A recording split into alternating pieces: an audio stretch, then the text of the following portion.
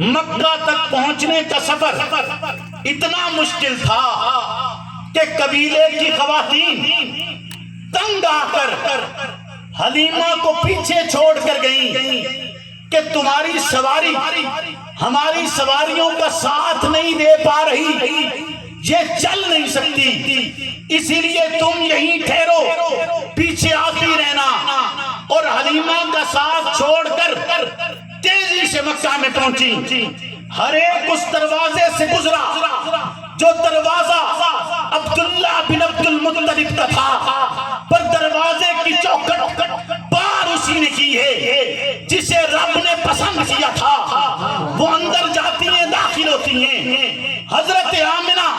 انہیں انتہائی محبت سے ملتی ہیں، سارے واقعات سناتی ہیں، اطلاع دیتی ہیں کہ آپ کی پیدائش سے لے کر آپ کے شکم مبارک میں آنے سے لے کر آپ کی پیدائش تک کیا کیا واقعات وقوع پذیر ہوئے ہیں۔ اطلاع دینے کے بعد انہیں بہترین مال بھی دیتی ہیں، انہیں وصیتیں بھی کرتی ہیں، اور پھر ان سے یہ بھی کہتی ہیں کہ مجھے خواب میں یہ اطلاع دی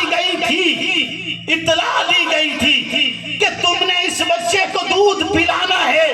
اور دودھ بھی پلانا ہے بنو سعد سے، اور بنو سعد میں بھی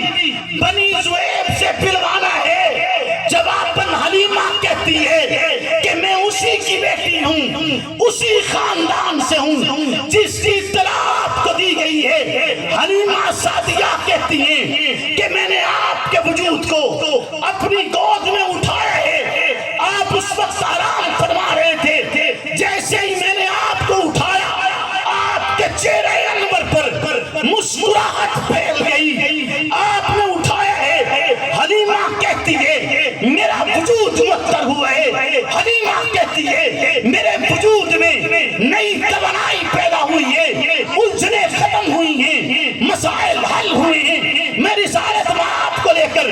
اپنے سینے سے چمٹائے واپس پلٹتی ہوں، یوں دیکھتی ہوں کہ جیسے گدھی میری پہلے والی گدھی نہیں رہی، اونٹنی کے تھن دودھ سے لبریز ہو چکے ہیں، ہم اس کا دودھ پیتے ہیں، پھر اس پر سواری کرتے ہیں، چلتے چلتے قافلے کی وہ خواتین جو آتے ہوئے بھی حلیمہ کو چھوڑ کر آئی تھی، جاتے ہوئے بھی مکہ میں حلیمہ کو چھوڑ کر چلی گئی کہ اس کی سواری ہمارا ساتھ نہیں دے پائے گی، وہی حلیمہ ہے، اسی کی گدھی ہے، اس پر بیٹھی ہوئی حلیمہ اپنے قبیلے کے افراد کو کراس کرتی ہے، تو قبیلے کی خواتین کہتی ہیں کہ جنہوں نے تجھے بچہ دیا ہے ساتھ سواری بھی تجھے نہیں دی ہے۔ اسی نگاہوں کے اندر وہی نگاہیں جو پہلے نفرت کی نگاہ سے، جو پہلے تعصب کی نگاہ سے، جو پہلے حدت کی نگاہ سے حلیمہ کی طرف دیکھتے ہوئے حلیمہ کو پیچھے چھوڑ رہی تھی، اب وہی نگاہیں